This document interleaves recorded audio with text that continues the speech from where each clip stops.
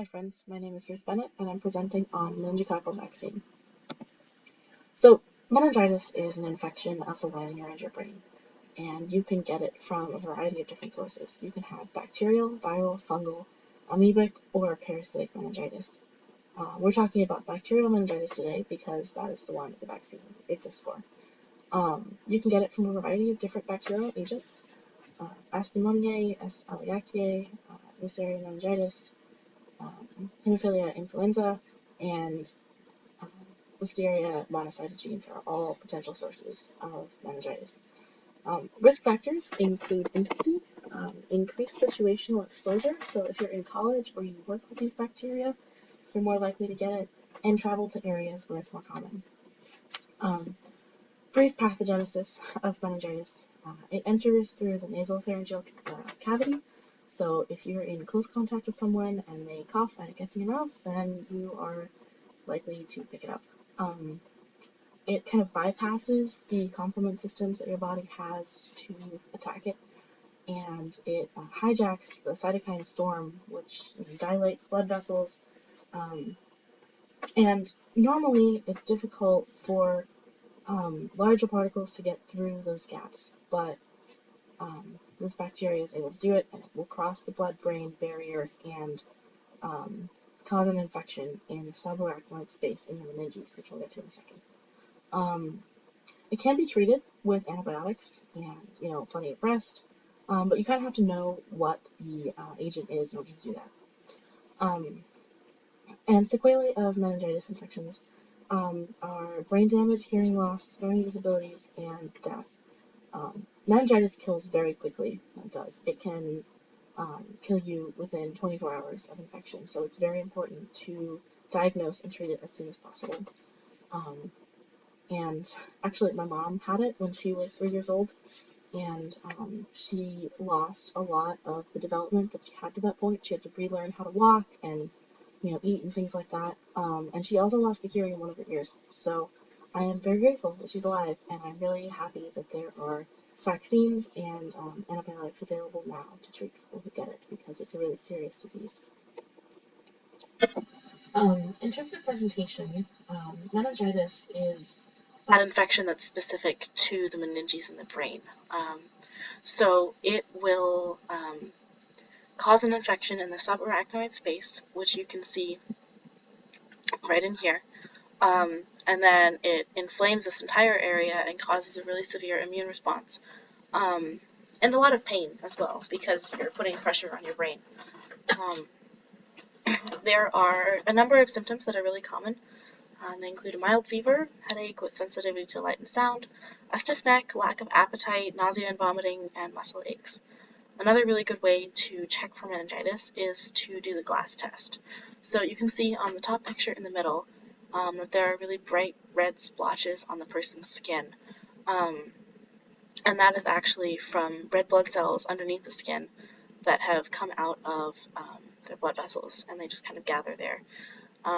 The picture in the middle is how it presents on black skin, and I think it's really important to include things like this because for a long time, medical school textbooks were not inclusive of different presentations on different skin, and it leads to misdiagnosis. So that's what it looks like on black skin. And also, the way the glass test works is that you put pressure with a glass on the skin of somebody that you think might have meningitis. And if you can still see it through the glass, that means it's meningitis. And if you can't, that means it's just normal inflammation and it's not as much of an emergency. By the numbers. So internationally, there are 2.9 million cases a year, about 290,000 deaths.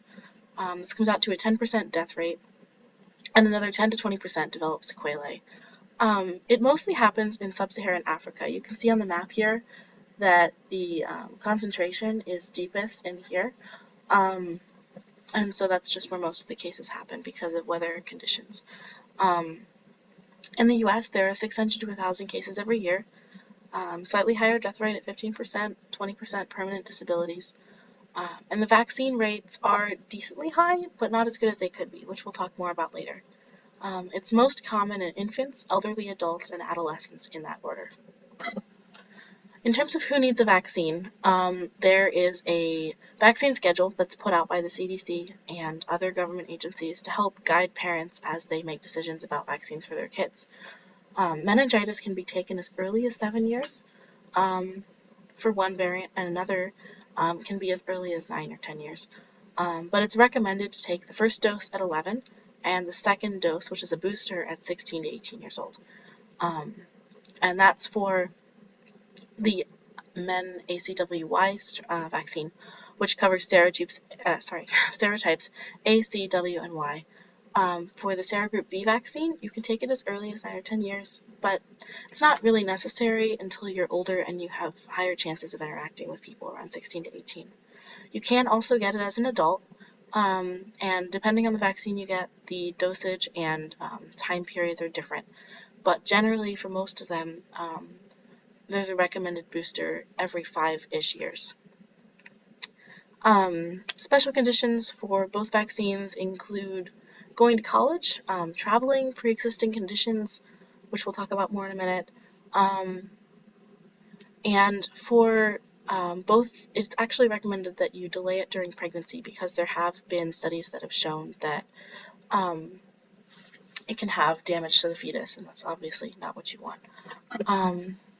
So a brief timeline of the vaccines that have been developed so far in the United States includes the following. So you've got Menimmune, which was the very first one in 1978. It was a quadrivalent polysaccharide vaccine, which means that it's got the polysaccharides from serogroups A, C, W, and Y. But that wasn't actually effective for young children because they had trouble processing the vaccine and it just didn't really do its job. So in 1987, for the Haemophilus influenza B vaccine, they actually produced the very first conjugate vaccine. And conjugate vaccines we'll talk a little bit more about in a minute, but they are really cool. So later in 2005 and 2010, they came out with Menactra and Menveo, which are basically the same thing in terms of structure as Hib, but they are for serogroups A, C, W, and Y. And then Tremenba and Bexsero came out in 2014 and 15, and those are for serogroup B.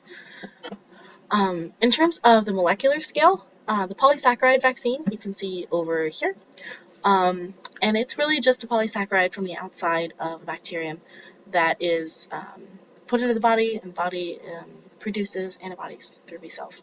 And it's pretty simple, but it doesn't actually produce memory cells, which, is preferable. So a conjugate vaccine actually covalently attaches a polysaccharide from the antigen that you're trying to provide immunity against to another antigen that your body will recognize, and it has to be a protein.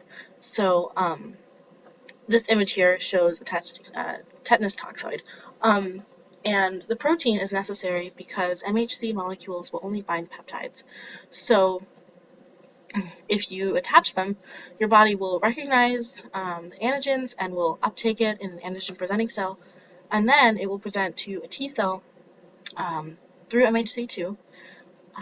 And because they're covalently attached, it'll do both, which is great. And then you end up with antibodies, and you also end up with memory B cells, which is what you want.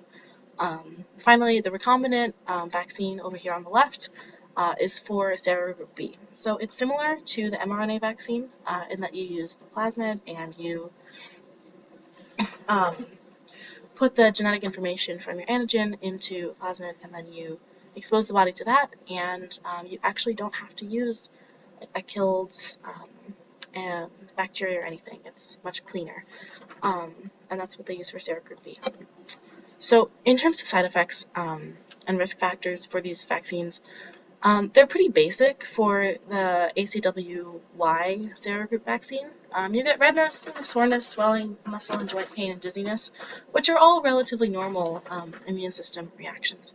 And for the meningitis B vaccine, you can also get headaches, fatigue, fever, nausea, GI issues like diarrhea, but it's nothing terrible. Like it's okay. And then in terms of risk factors, if you've got severe allergies, you want to be careful with this because it can trigger those. Pregnancy and breastfeeding, as I said, have been shown to, the vaccine has been shown to have an adverse effect on fetuses in development, so you're supposed to wait on that. And then Gillian-Barr syndrome, we'll talk a little bit more about in a minute. So in 2005, when Menactra first came out with that vaccine, there were 9 cases of Guillain-Barré syndrome that were observed in close chronological proximity to people's vaccinations. Guillain-Barré syndrome is what happens when the body mistakenly attacks myelin nerve sheaths because they look a lot like the polysaccharides that are used in that vaccine. So when they had all these cases, they did studies and statistical analysis, and they found that the incidence rate was actually 0.0047% in the first year. So they did decide that it was okay to use Menactra because the benefits of getting a vaccine over having the disease are vast. This disease has a 10 to 14% fatality rate even when it's well treated, and that seemed like a better trade-off than a few cases of Guillain-Barré syndrome that weren't actually extremely severe. So that's what happened with that, but it did happen, so I thought I would let you know. In terms of the impact on disease, meningitis vaccine has a 98% success rate for disease prevention. And you can see in this graph over here that after 1978, there was kind of a plateau in cases. It went up again. In 1987, there was more, and then they went down again after the introduction of the Hib vaccine. And then, there are more vaccines that were developed down here. But you can just see with the steady increase in vaccinations, the rates of meningitis really went down, and we're now at a national low, which is fantastic. I also want to say that the decreased cases in children under 5 years old by nearly 60%, which is really good because that is the age group where it's most common, and at that point in your development, it's really crucial that you continue to develop normally without backups. So the World Health Organization does have a plan to end meningitis by 2030. They are working to eliminate bacterial meningitis epidemics and reduce preventable cases by 50%, deaths by 70%, and improve the numbers of people who have adverse sequelae afterwards, like my mom. So the tools that they're using include vaccine development and distribution, improved diagnostics and care, disease surveillance, patient support, and advocacy, which all are pretty transparent. In terms of social issues around the meningitis vaccine, there aren't really any, vaccine hesitancy or anti-vax blogs or anything I could find out there. But compliance is difficult because there are so many boosters and, coming back for more shots, and it's kind of complicated. So it's good to have a healthcare professional work through the schedule with you. But about 20% of adolescents have never been vaccinated, and 66% of those adolescents who have been vaccinated never get the booster shot, so their immunity does wear down. And especially as kids are entering college and, being around a lot more people, it's really important to get this vaccine because the disease is horrible and it's so easily preventable. And yeah, so it's important. That's all I've got. Here are my references, and I am excited to hear your questions. Thanks so much, and have a great night.